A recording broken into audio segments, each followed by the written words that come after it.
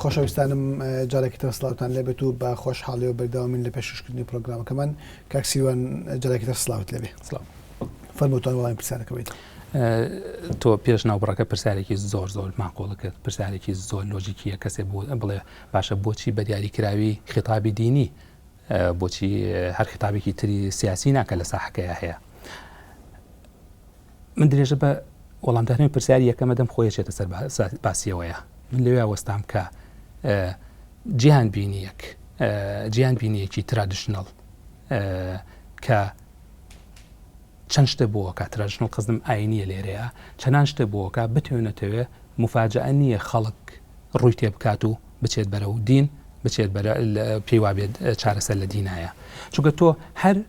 شێوەیەکی تری بزوتنەوەی سیاسی باسەکەی لە بەرامبەر ئەوە یاقوتە بێتەوە کە تۆ بزوتنەوەیکی سیاسی لە ناو دنیای مۆدرنا دەستپێیەکەی بەرامبەر بە دنیای ترادیشنالیزم بەرامبەر بە دنیای یەکبوعدی ئەوەی کە ئاینی تر بتوانێت حکمی ئەمە بکە ئاین بتوانێت عەدالەت بخاتەوە ئاین هەبێت خودایەک هەبێت ئەمانە زۆر گرنگن بۆ ئینسانی عەرەبی بۆ هەر کەسێکی تر خودایەکە بێ عەدالەتە بۆ جێ بخا خودایەکە بێتە ڕێزە بۆ بگێڕێتەوە و بتوێنێتەوە هەر کەسێک کاچێتە ناو زوتنەوەیکی ئاینیەوە ئەم اخترابەی تۆزێک کەمترە بێتەوە ئەمەیە پێوترێ بەختەوەری و من پێشم وایە زۆرێکە ئەچنە بن بە ئاینی بەختەوەریەکیان نادروستە بێ من بە معنایەک بە پرۆسەیەکی سایکۆ سۆسیالی یان بە معنایەکی بە شێوەیەکی تر بێڵێم بە پرۆسەیەکی نەفسی ئیجتیماعی ئەیبینم ئەوەی کە بۆچی بەرەو دینەڕۆ بەرەو بزوتنەوەیەکی تر ناڕۆ. کورتێنانی دەسەڵات لە وڵاتانی عەرەبی لەوەی پرۆژەی مۆدرنی باتە ڕێوە سەر بخا و کورتێنانیشی لە هەرێمی کوردستانە خەسایسی مشتەرەکیە بەڵام بە دەرەجاتی زۆر کاڵتر لە هەرێمی کوردستانە. اینجا پرسیارەوە دێتە پێش ئەی بۆچی هات ئەی بۆ پرۆتست و ناڕزای هات بۆ کوردستانی خۆمان ئەمە دوای تۆزێک تاجیل یەکەم و دێمە سەرەوە بە کورتی لە وڵاتانی ترە فەسادێکی شاراوە هەیە بە هاوشان بە سەرکوتگەریەکی زۆر وحشیانە بە وشەیەکی وا ڕق بەکاربێنە لە حاڵەت هەرێمی کوردستانە فەسادێکی زۆر پڕفەوزا هەیە بەڵام بە سەرکوتگەریەکی کەمترەوە لەوەی کە لەو ناوچانەیە هەیە. بەڵام تەناقزێک یعنی ناکۆشیە کە ئەکەوێتە نێوان ناسنامەی جەماعی نەتەوەییەوە هەموو خەڵکی عەرەب ئەمە کۆیەکردنەوە لە سەردەمی دروستبوونی دەوڵەتی ناشنالی مۆدرنا ئەمە بەرەبەرەوە کاتۆ ئیتر ناسنامەیەکی ئاینی کۆت بکاتەوە. هەمان شت بە دەرەجەیەکی خەفیفتر لە هەرێمی کوردستان هەیە هەردووکی بە دەرەجەیەکی خەفیفتر لە هەرێمی کوردستان هەیە بەڵام بۆ دێتە هەرێمی کوردستانەوە. من پێم وایە بە شێوەیەکی تەحفیزی هاتۆتە هەرێمی کوردستانەوە. من پێم وایە ئەو خۆپیشاندانانەی وەرە بە قسەکەم بگەین مەسەر چونکەم پۆینتە بەلامەوە گرنگە بگات سەر چکە زۆر کورت و کوێ دەرەکەوێ گەنەیگەین مەسەر لەو وڵاتە عەرەبیانەیە کاتێک ئەم خۆپیشاندانانە ڕوویدا من پێم وایە لە هەرێمی کوردستانە وەک چۆن لە تونسەوە تەشەنەی کرد بۆ مەسر بەو شێوەیە نەبوو لە مەسر و لە تونسەوە تەشەنەی کردوێ بۆ کوردستان. من پێم وایە لێرە تەحفیز کراوە پۆستیۆن تەحفیزی کرد چونکە ناسنامەی نەتەوەیی ئێستاش لە هەرێمی کوردستانە ناسنامەیەکە ئەگەرچی گرفتی زۆری بۆ دروست بووە ناسنامەیەکی کۆلەکتیڤی و جەماعیە کە هەمومان کۆکاتەوە. بەڵام لێرە هەندێک ئەنتاگۆنیست ینی تەناقزاتی مەساڵحی سیاسی لە ساحەکەیە هەیە کەواکات یاری لەسەر ئەمە بکات کە تۆ زەختێک بۆ دەسەڵات بهێنی ناچار تۆچیت خێتابێکی زۆر باشە. من لەوە تێگەشتم کاکسیوان پرسیارێکی من ئەوە بوو کە بەشێک لە وڵایم پرسیارێکم دەستکەوت ئەگەر ئەوەشە می بێت توانین پرسیارێتر بکەین بۆچی ئیسلامی سیاسی پرۆژەی بەدی لە بەرامبەر بە شکستی بزوتنەوەی ناسیۆنالیزم بەرامبەر بە دانەمەزدانترین دەوڵەتی ڕەفاه بەرامبەر بە بینانەکردنی دەوڵەتی هاوڵاتی و دەوڵەتی هاونیشتیمانی و دەوڵەتی بێلایەن و هەتا دوایی بۆ پرۆژەی چەپ و بزوتنەوەی کۆمۆنیستی ئەم بەدیلی نەبوو. تۆ وەڵامەکەت ئەوە دامەوە کە ئارامی و ڕوحی و کۆمەڵەیەک بەهای معنەوی بۆ مقنعکردنی مرۆڤ ئەمە دو هۆکارە بۆ گەشەکردنی ئیسلامی سیاسی. من پێم وایە خۆشدەسی ئەو دۆکترین یان ئەو عەقیدەیە بۆ دەوڵەتی دارەدان کە دین هەیەتی بتوێنێت ئەگە تۆ باسی چەپ و کۆمونیزم و چی یەکەی چەپ و کۆمونیزم بە حکمیەوەی کە لە ڕووی تەنزیمی اجتماعیەوە دیکتاتۆریەتی دیسانەوە خستەوە ئەمانە هەمووی خیتابی ناو دنیای بە مۆدێنکردنی دنیا و علمانیەتە حسەکەم دوایش کاتمانە وچینە سەرەوەی کە ئایا علمانیت ممکنە دیکتاتۆریەت بخاتەوە چۆنایە مە خەوشی علمانیەتیان نە دوای دینە سەرەوە باسە من پێم وایە تەنها و تەنها مەسەلەکەوەیە کە خیتابی مۆدرنیتی بەرامبەر بە خیتابی ئاینی ئەمە کێشەیەکە لە سەرەتای ئینسانیەتەوە و لەسەر خاستان ئێستا من تۆزی قسەم لەسەر علمانیەت و سەردەمی ڕۆشنگەری کرد لەوێەوە زیاتر بە قسەکەم بگەین قسەکانم ناگاتە سەر حسەکەم بە فکرەکە بگەێنم کە مەبەستم چییە لە سەردەمی ڕۆشنگەریەوە تاکو ئێستاکە ئەم سراع لە بینی ئەم دوو جیهانبینیە هەیە جیهانبینیەکی ترادیشنەڵی کۆن کە زۆر بە ئاسانی تۆ پێتەڵێ هەموو شتێک چارەسەرەکەم هەموو شتێکی چارەسەرە بێت کە چارەسەریشی ناکە سەیری ئەفغانستان و سەیری ئێران و خەستەری سۆمالیا و سەیری هەرکوێکی بکە بەڵام بتوێنێتەوە ئێمە کاتێکە بینین بەدیلەکە ئەوەیە کە بەدیلێکە ئەزێتی ڕۆحی داوین بەدیلێکە سەرکوتی کردوین لە حاڵەتی وڵاتانی عەرەبیە بەدیلێکە لێرە ئەزێتمانەدا بودجە تاڵانەکە دزیە کرێ نازانم غرورێکی گەورە بەسەر خەڵکە ممارەساکرێ بتوێنێتەوە ناچاری تۆ نەک ناچاری بتوێنێتەوە تۆ وەک احترامێک بۆ گەڕانەوە احترام بۆ خۆت پەنابێتە بەر خێتابە ئایدۆلۆژیە دینیەکە. بەڕای تۆ جێکەوتەی گەشەکردنی هێزی ئاینی لە کوردستانە لەسەر مەسەلەی ئازادیەکان و مەسەلەی پێکەوەژیان لەسەر مەسەلەی دیموکراسی چۆن تا چەندێکە بەڕێت بۆ پرسیارەکە وازح نەبوو کاریگەری گەشەکردنی ڕاوتی ئاینی لە کوردستان کاریگەری گەشەکردنی ئیسلامی سیاسی لە هەرێمی کوردستان لەسەر مەسەلەی ئازادیەکان مەسەلەی پاراستنی مافەکان و مافە جیاوازەکان و مافە مەدەنیەکان و مافەکانی تاکە کەس و لەسەر کۆی فەزای مەدەنی کۆمەلگای کوردی تاچۆ تا چەندێکە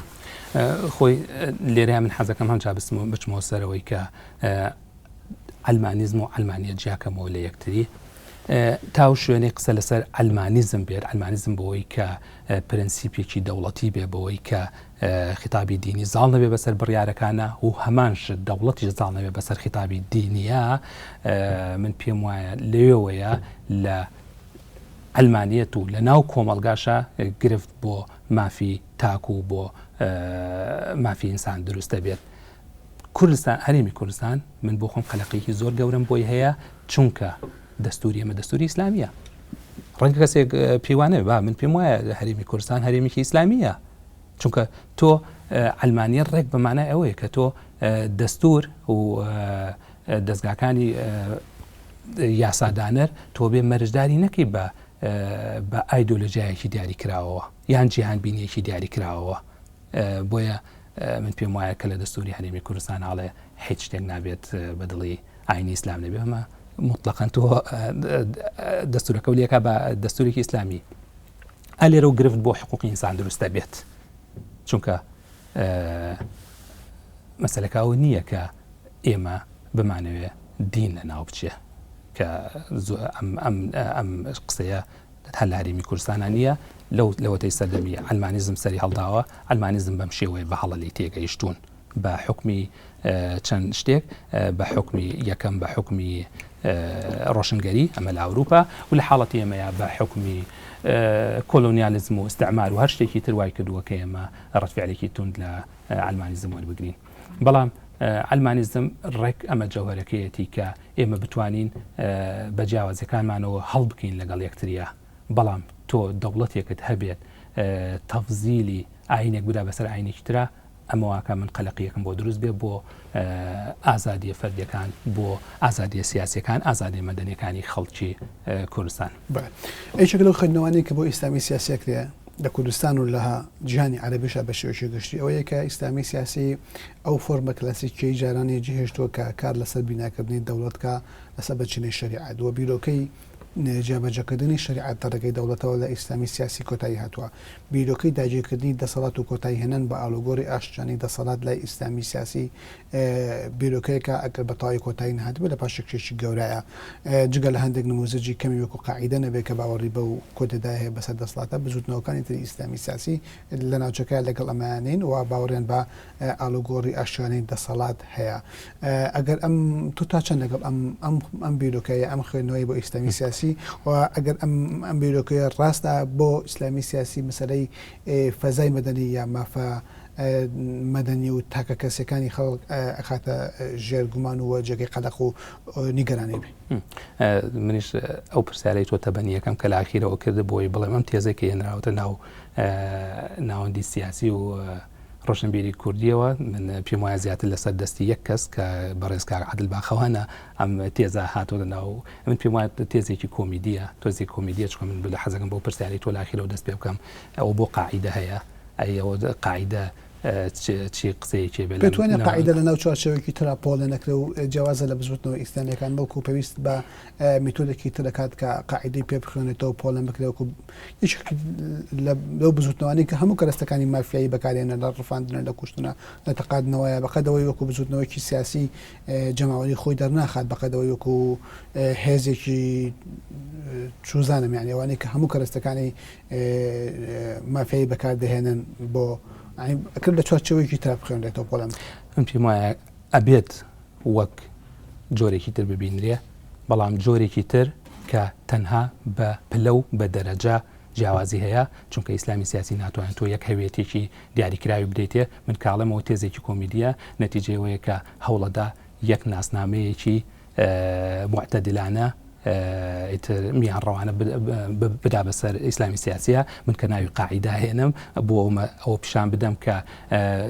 ئیسلامی سیاسیش وەک هەر خیتابێکی تر لە کۆمەلگایە هەر وەک کۆمەلگاش بتەوێنێتەوێ چەنان پلەی لە تونڕەوی و لە نەرمڕەوی هەیە من پێم وایە ئەمەی کە ئێستاکەم تێزە ئەو وترێتەوە هیچ نییە بە غەیری ئەو بزوتنەوە ئەپۆلۆجستیەی یان عوزرخواهیەی کە لە خەڵکانێکەوە دێ کە شەر نییە ئیسلامی سیاسی بن یە شەر نییە لایەنگری ئیسلام تەنها شەر نییە ئاینداریش بن بەڵام کەسانێکن کە لایەنگری ئازادی بیرۆڕان بۆ نمونە سەیری چەپەکانی ئەوروپاکە دێن بەم عوزرخواهیەوە ئیشەکەن سەیری ئەوە ناکەن کە من پێم وایە کە لە هەر کۆمەلگایەکە بەرتەسکی ئازادەکان و بەرفراوانی ئازادەکان لەسەر هەندێک خەسایسی و کۆمەلگایە وەستاوە ئەو کۆمەلگایە تا چەند توانیتە تۆ دەستگا دیموکراتیەکان جێ پێ بگریت دەستگا دیموکراتەکان چەند سوء ئیستفادەی لێ نەکراوە من پێم وایە لە وڵاتانی عەرەبی دەستگا دیموکراتیەکان بە شێوەیەک دامەزراوە کە سوء ئیستفادەی گەورەی لێکراوە و سەرکوتگەریەک هەبووە لە سەردەمانێکە کە خەڵکێکی وا تێکشکانووە کە بە ئاسانی ملبەوە نەدا بتوانێت خیتابی هێمنانە یان نیقاشێکی هێمنانە یان دیالۆگێکی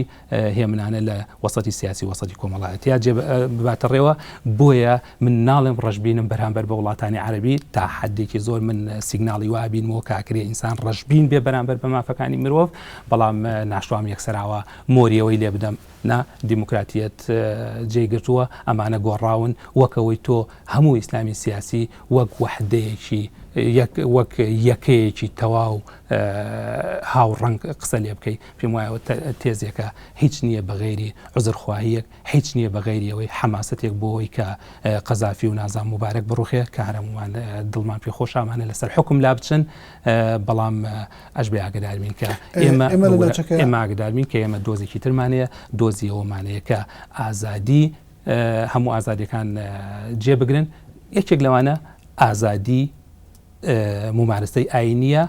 تەنها بۆ ئیسلامی سیاسینا بۆ هەموو ئەقەلیەتەکانی تریش یەکێک لەو پاساوانەی کە لەو وەرگۆمێتانی کە بەردەوام هێنێتەوە بۆ مەسەلەی پەیوەندی دین و دەوڵەت لەلایەن تەوژمی ئاینیەوە لە کوردستان و لە ناوچەکە و لە جیهانی شاویش ئەوەیە کە وڵاتە ئیسلامیەکان زۆرینەی مسلمانە وڵاتێکە زۆرینەی مسلمان بێ بۆ دەوڵەتی دین بە دەوڵەتی ئاینی دەوڵەت بە شێوەیەکی ڕسمی ئەو ئاینە نەبێ کە نوێنەراتی زۆری ناکە کۆمەلگای کوردی چکە لەو کۆمەلگانی کە ڕەنگە داتا و ئامارێکی وردملانی تا قسەی پێ بکەم بەڵام بەپێی ئەو زانیاری گشتیانی کە هەیە لە سەدا 90 بۆ 95 خەڵکی کوردستان مسلمانە ئەگەر دەستورێکی هەبێ نابێت هیچ یاسایەک دەربچێ پێچەوانەی شریعەتی ئیسلام بێ بۆ ئەم دەستورە بە دەستورێکی نادیموکرات و کێشە بۆ مافەکانی مرۆڤ بۆ ئازادەکان دروستەکە کێشەکە چێ لەوەیە کە دەوڵەت ئاینێکی هەبێکە ئاینی زۆرینێ ئەرگومنتێکی وا کە زۆرینە ئەمەیان پێ قبوڵەکەواتە ئەمە بێ هەبێت گرفتەکەی لەوەیە کە وا قساکە کە مە 100% خەڵکەکە ئەمەیە نەک زۆرینە من ئێساکە قسەیەک لەسەر کەمی ناکەم ڕسمیەتدان بەوەی کە ئەفزەلیەتی ئاینی ئیسلام بەسەر ئاینێکی ترابێ هەر هیچ لە کوردستانی ئەمەیە کە خۆشبەختانە کۆمەلگایەکە تا ئێستا کە توانیمانە هەمە جۆر بێت و بشتوانین لەگەڵ یەکا بژین ئەمە یەکسەر پێشێلی هیچ بڵین هەر ئاینێکی ترەکات کاکەی و نازانم هەر ئاینێکی ترەکە و کەسانێکی تریش کە ئەگەر بێت و یەک کەسیش بێ ئەم کەسەش پێشێلەکە لە کتێبی ئۆن لایبرتی سەبارەت بە ئازادی جۆن ستیوارت میل قسەیەکی زۆر بێندازە جوانەکە ئەڵێ ئەگەر بێت و هەموو جیهان لەسەر ڕایەک بن و تەنها تاکە کەسێک ئەم ڕایی نەبێ چەند ناحەقا ئەوەی کە هەموو جیهان ئەم کەسە بێن نەژێر باری ڕاکەی خۆیانەوە کەم ناحەقانەتر نییە لەوەی ئەم تاکە کەسە هەموو گیان بێنێتە ژێرباری ناچار بە ڕاکەی خۆی بکە ناچار بۆ بکە ڕای خۆی فەرزکا بەسەریا ئەمە لەناو ئەم قسە ڕۆحێکی ئیندیڤیدوالیتی هەیە بەوەی کە ئێمە ئینسان وەک تا قسە ئیش لەسەر بکەین لێرەوەی من پێم وایە کە جیهان بینیەک فەرز بکەی بەسەر دەوڵەتات و دەوڵەت هەندێک پرەنسیپی تر فەرزەکەی بەسەریا کە هەمومان کۆک بین لەسەریا مەسە لێرەوە باسمانشێت سەر هابرماس ئەگەر کاتمەیەتی حەزەکەم تۆزێ وتریکەمەوە لەسەرەوەی کە هابرماس بەچی معنایەکە ماڵێ بەڵام ئێمە بێت دەوڵەتێکمانە بێ کە بتوانێت هەندێک بەها بکاتە بنەمای کارکردنی خۆی کە بتوانین ئێمە هەمومان کۆک بین لەسەری کە ئەمە ممکنە توا بوورە بۆی مادام تۆ کاتن نیە من هەروە زۆر بە کورتی باسی یەکەم هەمومان کۆچین لەسەرەوەی بتوێنێتەوێ من وە کەسێکی ئەلمانی و وەکە کەسێکی ئاینیش لە مسلمان لە مەسیحی لە هەر کەسێکی تر کۆچین لەسەرەوەی ئینسان بەهای هەیە ئەم بەهای نابێت پێشێل بکرێ لێگەڕێ لە ژێرەوە ئیتر هەر یەکێکمان بەچی معنایەک ئەمە تەبریر بۆینەوە بۆچی ئینسان بایەیە کەسێک لە قورآن ئاماوترێ واشە لە قورآنیشە ڕێزی گەورە لە ئینسانە درێ ئەگەچی لە زۆر شوێنە من پێم وایە پێشێلیان بەهایا کرێ ئەمە واز لەبێنم بابەتێکی ترە بەڵام کەسێکی مسلمان یا کەسێکی مەسیحی یا کەسێکی تەنانەت ئاتەئیستێکیش دێت ئەڵێ ئینسان بەهای هەیە کەواتەی ئەمە بخەینە دەستورەوە کە ئینسان بەهای هەیە و نابێت پێشێل بکرێ ئەمە پێ دروستە ئەو کاتە نە مسلمانێک و نە هەر کەسێکی تر پێشێل ناکرێ داوای ئەوەی کە مادام زۆری نا ئەم باوەڕێی هەیە کەواتە جیهان بینی من ڕسمیەتی پێ بدرێ جیهان هیچ نییە بە غەیری نیازێکی ژێر بەژێر بۆ دروستکردنی دیکتاتۆریەتی زۆرینە لە دنیای عەرەبی و ئیسلامیە نمونەی ئەزمموی ئیسلامی لە تورکیا پارتی دادوگەشە پێدان نمونەیەکی سەرنجڕاکێشە هیچەکەنەوە لەو نمونانەی کە لە زۆر کاتاوەکو نمونەیەکی پێشڕە و تەماشاکرێ بۆ بزوتنەوە ئاینەکان و ڕادەی خۆگونجاندنیان لەگەڵ مەسەلەی ئەلمانیەتاوە لەگەڵ بێلایانی دەوڵەت و لەگەڵ ئازادیەتەکە کەسەکان و تەنان لەگەڵ دەستورێکی تەواو ئەلمانیشە ئەزمموی ئیسلامیەکان لە وڵاتانی عەرەبی یەکێک لە خوێندنەوەکان ئەوەیە کە بە ئاڕاستی گەشە پێدانی باسی مۆدلی تووچیا ئەڕواتۆ پێت وایە لە کوردستانە ئەم حاڵتە چۆن دەبێت ئایا ئیسلامیەکانی کوردستان بە ئاڕاستەی دادوگەشە پێدانی تورکیا ئەڕۆنیان بە پێچەوانەوە بەرە و ڕێشە ئوسوڵیەتوندەکانی خۆیان ئەگەڕێنەوەەوە مۆدلێکی هەوشەوەی حیزب الله و یا حەماس لە کوردستان ئەگەری سەر هەڵدانەوەی هەیە پرسیارەکەت دوو بەشە من حەزەکەم قسە لەسەر هەردوو بەشەکە بکەم بەشی دووەمیانەوەیە کە لە کوردستانە ممکنە ئێمە وەک تورکیا بڕۆین و بەو شێوەیە بتوانین حکومێکی بڵین حزبێکی ئیسلامیش لەسەر حکوم بێت. ئەمە منە چمەوە سەر و قسەی خۆم کە هەر کۆمەلگای خەسایسی خۆی هەیە بە پێی خەسایسی ئەو کۆمەلگایە بۆی تا چەند دەستگا دیموکراتیەکان جێگرت و تا چەند بەهای دیموکراتیەت و مافی مرۆڤ جێگرتووە بە پێی ئەوە ئێمە ئەتوانین کۆمەلگایەک دروستکەین کە تۆزێک حساب بڵین قیمەتی ئینسانی ڕاگرێ یان قیمەتی ئینسانی پێشێل بکە. ئەمە من لە نمونەی ئەو تێزەیە وتم کە لە وڵاتانی عەربی ئایا ممکنە عەدالەتی کۆمەڵایەتی بکوێتەوە دیموکراتیت بکوێتەوە چی من باسی ئەوم کرد کە کۆمەلگای ئەوێت بە دەرەجەیەک زەربەی خواردووە کە من تۆزێک ڕەشبینەکە بەرامبەر بەوەی کە ممکن بێت دەوڵەتێ بکوێتەوە وەک نیمچە لە ڕووی ئازادی و لە ڕووی ئازادیەکان و بڵین دیموکراتیەوەتەوە نیمچە ئەوروپایەک بکوێتەوە کە لەوێ ئینسان ڕێزی گەورەی بۆ گەڕاوەتەوە کامل نییە بەڵام خۆشبەختانە ڕێزی گەورەی بۆ گەڕاوەتەوە. ئەمە بەشی یەکەمی پرسیارەکەت بوو. بەشی دووەمی ئەوەیە کە من نەزانم من ئاگدارم قسەیەکی وا لە وەسەتی ڕۆشنبیری و سیاسی کوردیا هەیە بۆی کە ئەو حکمی ئاینی هەیە لە تورکیا و هەڵی شەکات و وڵاتێکیشە ئەوە تا گەشەیەکی اقتصادی زۆر گەوراکە یەکێکە لە وڵاتانەیە کە گەشەی گەوراکە ئێستاکە لە ئاسەر ئاستی دنیا لە ڕووی اقتصادیەوە یان گوزەران و مایشەوە. من حەزەکەم لە وەڵامی ئەوەیەوە بڵێم کە یەکەم دەوڵەتی تورکی دەوڵەتێکی ئەلمانیە نەک دەوڵەتێک کە ئاینی ئیسلامی کردبێتە بنەما بۆ هەموو یاسایەک یان مەرجی فیلتەرێک بەسەر هەموو یاساکانەوە. شێکی تر بڵێم کە ڕەنگە زۆر کەس متفق نەبێت لەگەڵما من لە داهاتوویەکە زۆر تۆزێ وردەکەمەوە چی لە نووسی نابێت چ لە بەرنامەیەکی تەلەڤیزۆنیا بێ ئەواڵم کە ئاکەپە حەزبی نازان بە کوردی بە عەرەبی چی پێڵن دەست ئاک پارتی ئەوەی حزبی ئەردۆغان حزبێکی ئەلمانیە حزبێکی ئەلمانیە ڕەنگە کەسێ متفق نەبێت لەگەڵما. من پێم وایە حزبێکی کۆنسەرڤاتیڤستە یعنی محافەزەکارە بەڵام ئەلمانیە. ئەردۆغان خۆی شەڕی ئەوە کات کە پێی بوترێت کە حزبی و حزبێکی ئیسلامی سیاسیە. گۆڤاری ئەکۆنۆمیست کە ئەوان انتخاباتەکانیان بردەوە باسی ئەوەی کردبوو کە ئیسلامی سیاسی لە تورکیا انتخاباتی بردەوە ئەو زوو بە زوو بۆی نووسین تکایە ئێمە ئەلمانین ئەو داوا لە مسرەکە ئەلمانیەت ئەلمانیزم نەک ئەلمانیەت ئەلمانیزم کەنە بنەمای حکم لە دەوڵەتە تا ئەو شوێنەی ئەوەی لە تورکیا هەیە نەک جمهوریەکی ئیسلامی نییە ئەمە نەک جمهوریەکی ئیسلامی نییە ئەسڵەن ئەلمانیەتێکی بگورە ئەلمانیەتێکی ڕەهاگەری بە ئایدۆلۆژی کراوە وەکەوەی لە فەڕەنسا گوزەرێ. ئەمەیە ئێستا دەستورە نووسێتەوە بڕیارە ئاکەپە بینوسێتەوە کە من دڵم پێ خۆشە و دەستورە نووسێتەوە ئەزانی بۆچی چونکە ئەوێت لەو ئەلمانیەتە توونڕەوەی دەوڵەت کەم کاتەوە. ئەمە بۆ من گرنگە چونکە ئەو ئەلمانێتی کە لە وڵاتی تورکیایە هەیە ئەلمانێتێکە ئەسڵەن کاری کردۆتە سەر ئازادی ئاین بۆ نمونە چ مەسیحەکان کاسۆلیکەکانی یۆنان چ تەنانەت مسلمانیش لەوێدا کاکەکیان دەوڵەت دەسەڵاتی گرتووە بەسەر هەموو مزگەوت و چیوچیا و خۆی ئیدارەیەدا. ئەوەی کە لە تورکیا گوزەرێ ئەلمانێتێکە کە ئاینی کۆنتترۆل کردووە. من دڵم بۆ خۆشەکە حزبی عەدالەت و ڕەفاه ئاکەپە ئێستاکە بڕیارە کارێک بکە کە ئیتر تۆزێک دەستوری دەوڵەت بکاتە دەستورێکی ئەلمانی ئەوە لەسەر دەستی حزبێکی ئەلمانی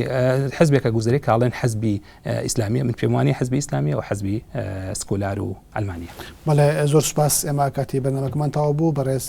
نووسەر سیروان عەبدوو زۆر سوپاس بۆ ئەمە دەمونێت لە پرۆگرامەکەمان سوپاس بۆ وەڵامدانی پرسیارەکە. بەڵێ بینرانی بەڕێز خۆشەویستانم ئەوەی کە گوێتان لە بۆ گفتوگۆکردن بوو سەبارەت بە چەمچی ئەلمانیەت و